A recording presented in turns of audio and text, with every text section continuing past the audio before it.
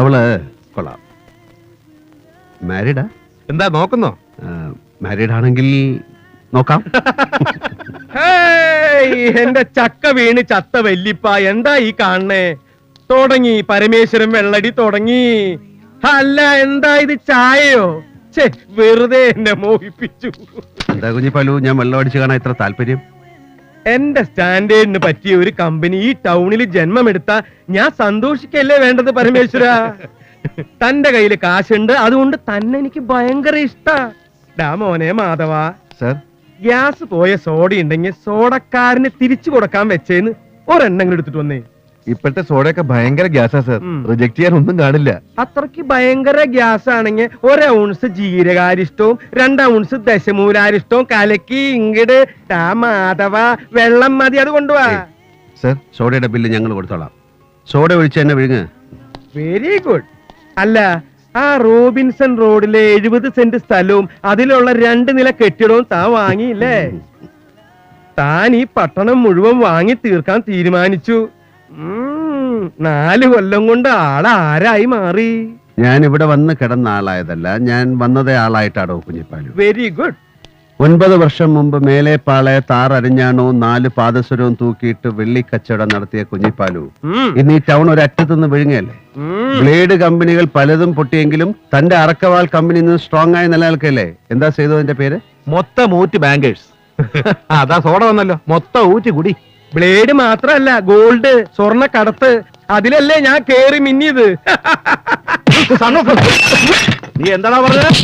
കോളിയോടങ്കിരിക്ക് service ഇല്ല ഈ ക്ലബിലെന്നോ? ക്ലബിലെ നിയമമാണ് സർ, കുടിശ്ശിക തീർക്കാത്തവർക്ക് ഇനി സെർവ് ചെയ്യണ്ടെന്ന്. കുടിശ്ശിക തീർക്കാനോ? ഈ ക്ലബിന്റെ വില പറയാൻ പറയടാ. ഈ നിയമം ഉണ്ടാക്കിയ ബാസ്തേനോട് ഗിരി തരും. എടോ ഗിരി, സൂക്ഷിച്ച് സംസാരിക്കണം. ഇതൊരു ക്ലബാണ്, നിന്റെ വീടല്ല. അത് പറയാ നീ ആരടാ? ഞാൻ ഇതിന്റെ സെക്രട്ടറിയാ. ഒരു പുളിച്ച സെക്രട്ടറി. ഇതിനകം നീ എന്നാണ് ആദ്യം കണ്ടത്? ഈ ഗിരിയുടെ ഗസ്റ്റായിട്ടല്ലേടാ നീ ഇതിനകത്ത് ആദ്യമായിട്ട് കാലുകുത്തുന്നത്? നിനക്കൊരു മെമ്പർഷിപ്പിന് ആരടാ കൂടെ എന്നത്? സെൻട്രൽ മാർക്കറ്റിലെ ഹോൾസെയിൽ മീൻ കച്ചവടക്കാരന്റെ മെമ്പർഷിപ്പ് കോളിയോടങ്കിരി എടുത്തു കൊടുത്തു. കഴിഞ്ഞ ഇലക്ഷന് ഞാൻ ക്യാൻവാസ് ചെയ്ത് വോട്ടുകൊണ്ട് ഇവൻ സെക്രട്ടറി ആയി 1 കൊല്ലം.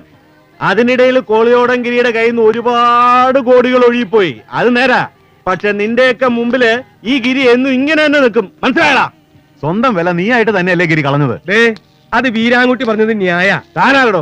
ഞാൻ ആരാണെന്ന് നീ നിന്റെ വീട്ടിൽ പോയി നിന്റെ അച്ഛൻ ശേഖരൻ എക്സ് മുതലാളിയോട് ചോദിക്കും, അയാൾ പറഞ്ഞുതരും. എടോ തൃശ്ശൂർക്കാരാ, ഇവിടെ കിടന്ന ആളായല്ലേ? അതെന്താണോ തൃശ്ശൂർക്കാർക്ക് ഇവിടെ റോഡില്ലേ? തൃശ്ശൂർ എന്ന് പറഞ്ഞ എന്താ കറാച്ചിക്ക് അപ്പുറത്താ?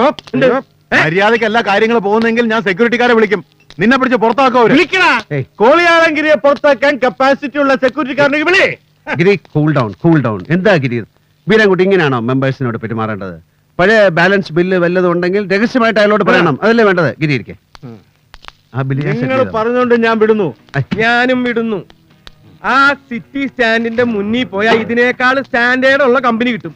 പൂച്ചിമണി, ചെണ്ടവാറപ്പൻ, കൂറ്റൻ ജോസ്, കുമ്പിടി, മച്ചിങ്ങപ്പൈലി, കോമാങ്ങമോറൻ, കുഴിനേന്ദ്രൻ, പാട്ടത്തിൽ തോമ, സായി പന്തോണി, അവരൊക്കെ അവിടെ ഉള്ളപ്പോ ഞാൻ എന്തിനാ ഇവിടെ വെറുതെ ആയിട്ട് കളയണേ?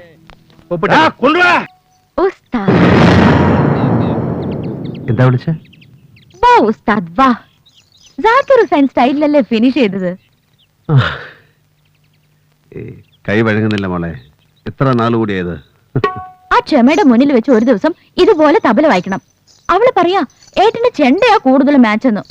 ഒരു ദിവസം നമ്മുടെ കൈ കിട്ടട്ടെ, ചെണ്ട കുട്ടിക്കാം അവളെ കൊണ്ട്. ഒരു വിസിറ്റർ ഉണ്ട്. ആരാ? കോളിയോടും ശേഖരൻ മുതലാളി. എന്താണാവോ? സുഖമില്ലാതെ കിടപ്പിലാണ് കക്ഷി എന്നല്ല ആരോ പറഞ്ഞേ? അതുകൊണ്ട് തന്നെ ഊഹിക്കാൻ വിഷയം സാമ്പത്തികമാണെന്ന്. അങ്ങനെയാണെങ്കിൽ ഒന്നും കയറി കമ്മിറ്റ് ചെയ്തേക്കരുത്. കിട്ടില്ല, തരാൻ മാർഗവുമില്ല. സ്ഥിതി അത്രയും. എന്തായാലും കാണാം.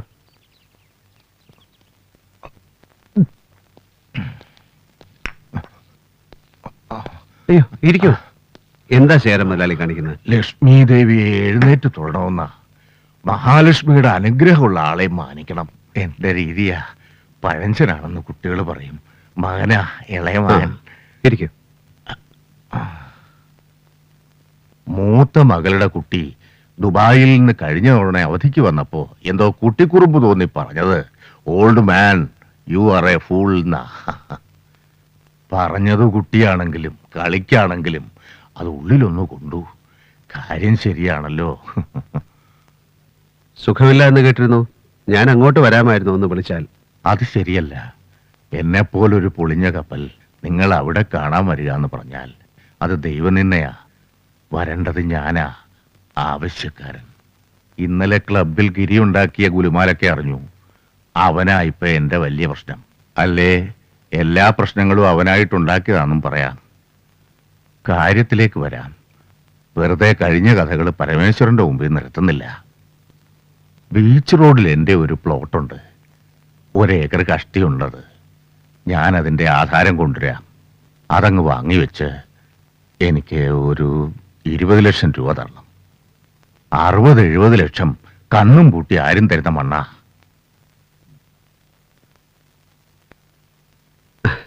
അയ്യോ, എനിക്ക് അങ്ങനെ ഒരു പലിശയ്ക്ക് പണം കൊടുക്കുന്ന ബിസിനസ് ഇല്ല. അല്ല, ഒരു പണയവസ്തു ഇല്ലാതെ എനിക്ക് നിങ്ങളോട് എങ്ങനെയാ കടം ചോദിക്കാൻ പറ്റുക?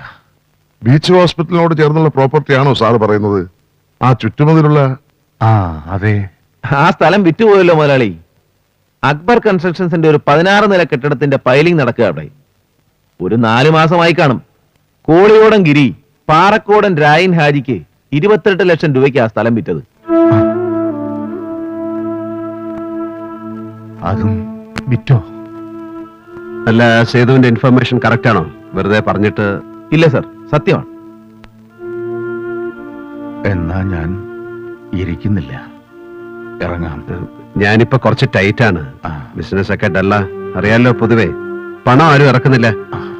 കുറച്ചെന്തെങ്കിലും അറേഞ്ച് ചെയ്യാൻ കഴിയുമെന്ന് ഞാൻ നോക്കട്ടെ. അങ്ങനെ പറഞ്ഞല്ലോ. ആദ്യകാലത്ത് ആരും ചെയ്യില്ല. എന്റെ മോൻ പുറത്തിറങ്ങി നിൽക്കുന്നുണ്ടാവും നാണക്കേട് കൊണ്ട്. അച്ഛൻ ഇറക്കാൻ ഇറങ്ങിയതല്ലേ. ഞാൻ വിളിക്കാം. ആ.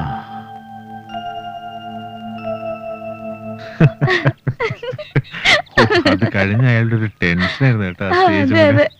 ആ, നിന്റെ എൻട്രി ആട്ടോ സേവ് ചെയ്തത്. അതൊന്നുമല്ല, നന്ദിന നന്നായി പെർഫോം ചെയ്ത്. Okay okay okay, thank you. അച്ഛൻ വിളിക്കുന്നു. ശരി, വരട്ടെ.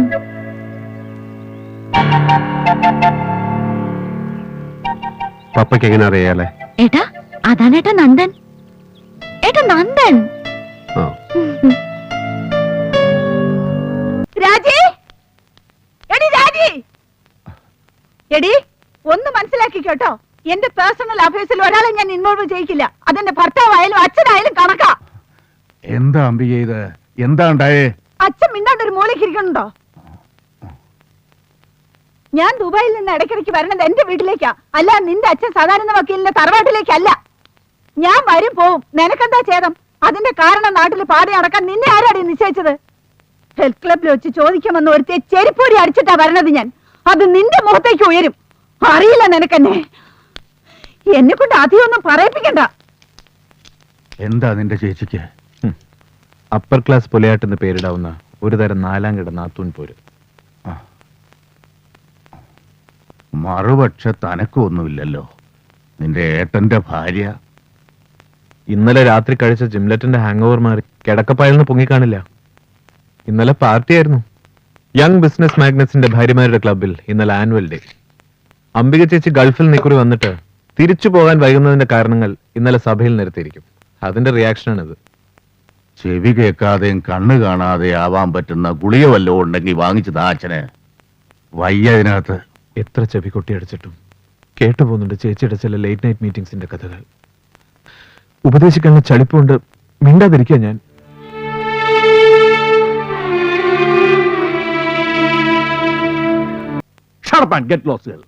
ഈ നരകത്തിൽ നിന്ന് മാറി എവിടെയെങ്കിലും പോയി ജീവിക്കാൻ എത്രയും ഞാൻ പറയുന്നു. മാറി താമസിക്കാൻ നിന്റെ അച്ഛൻ കെട്ടിയിട്ടിരിക്കല്ലേ കൊട്ടാരം. ഒരു കൊട്ടാരം കെട്ടാനുള്ളത് എന്റെ അച്ഛൻ തന്നിരുന്നല്ലോ. വിറ്റ് മുടിച്ചതല്ലേ.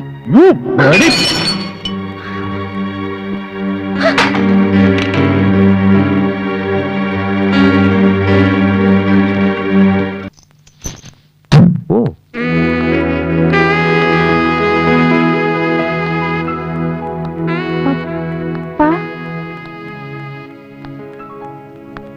പപ്പാ,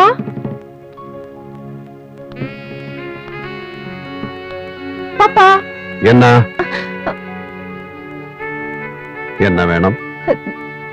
ഞാൻ ഗുഡ് മോർണിംഗ്. ഇല്ല, അത് ഗുഡ് മോർണിംഗ് ഇല്ലേ? ഉണ്ട്. എന്നാ പറ. Good morning. പപ്പ സർഫ് എക്സൽ വാങ്ങിക്കാൻ പോയിരിക്കുന്നു.